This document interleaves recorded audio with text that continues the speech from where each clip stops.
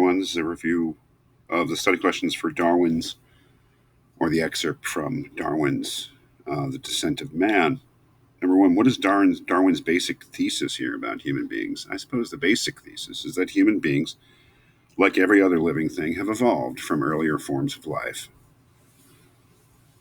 so that the human species changes over time, and it emerged from earlier species. So that basically that evolution applies to human beings as well. That is, we are a creature that has emerged out of an evolutionary process of species change through natural selection, so-called survival of the fittest, and that we're no different from any other being in that respect. And I suppose that is the basic thesis. And I would say that if there's anything more to that thesis, it's that not just our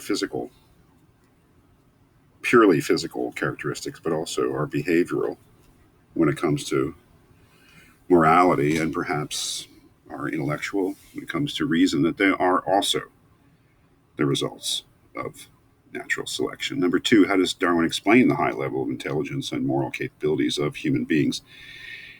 Well, first we have to put this in some sort of context. The idea is that human beings have always considered themselves as quite apart from the rest of the animal world, as being a huge leap, being qualitatively different from any other living thing. And that is not because of our physical appearance, that is because of our capabilities. And the first one is reason, our capacity to understand the world and to know truth.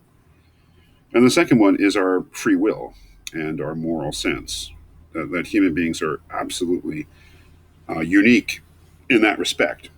That's the idea. And what Darwin does is that he shows, or he seeks to show, that both our high level of intelligence, or our capacity of reason, and also our moral sense could have emerged naturally, not as some distinctive God-given gift that distinguishes the human species, but rather as a natural development in the evolutionary story. A high level of intelligence he does not see as being particularly difficult. He believes that intelligence is an adaptation. So if so, then the more intelligent a creature is, or at least in our evolutionary history, the more likely it's to be spread throughout the population, because it's an adaptation that helps us survive and reproduce. So we're really, really smart. But that intelligence is only a difference in quantity with relation to other animal intelligence. It's not one of quality. That is, we just have more of it. And it's clearly an adaptation. He believes that intelligence is heritable, I suppose, at least on an animal level. So it's just something that happened in our evolutionary history. It made us smarter, it didn't make us different in kind. The more difficult problem is to explain our moral sense. How could that have possibly emerged in a natural evolutionary way? His answer to that is to say that if you take a very intelligent creature like ourselves and you combine it with a creature that has social instincts, which we have, he says, and other species, of course, have as well, that if you combine those two traits, you're bound to get what would resemble a moral creature. First of all, the high level of intelligence allows us to replay in memory experiences of the past. The social instincts demand that we do things that are congenial to other members of our species. So if we do something selfish, which we often do, from a selfish motive because we're not fully social in our instincts, like bash somebody over the head, over the water hole, and then later that day or that evening, as we're replaying our day in our minds, because we're such intelligent creatures, we can do that. And the selfish impulse that led us to bash that guy over the head, over the water hole, when that dies down and our social instincts are more prominent, they kick in. And the memory of what we did leads to unfulfilled social instincts. That is a feeling of dissatisfaction and dis-ease. And he says, well, that's conscience. That's the origin of conscience, which is what is, I suppose, what is essential to being a moral creature.